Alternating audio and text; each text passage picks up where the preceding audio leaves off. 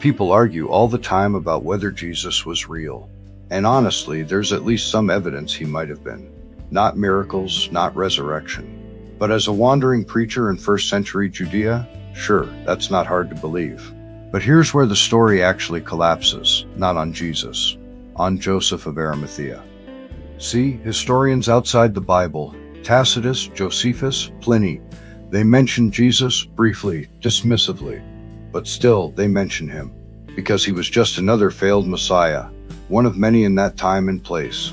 Now compare that to Joseph of Arimathea. According to the Gospels, he was a wealthy, powerful man, a respected member of the Jewish council.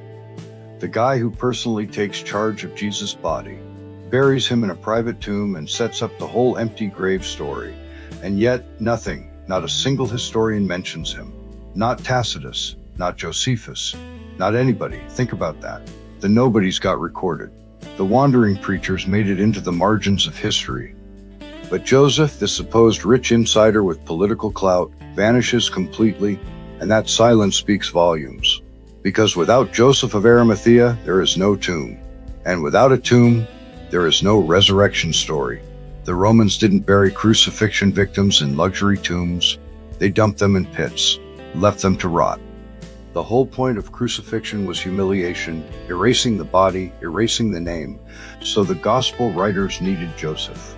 They needed a sympathetic council member. They needed a neat little tomb for Jesus. Because you can't roll back a stone on a mass grave. You can't tell an empty pit story. And here's the kicker. No one's even sure there was a town called Arimathea at all. It looks more like a made-up name, maybe even a wordplay. Arimathea, the exalted man from the heights. A symbol, not a place.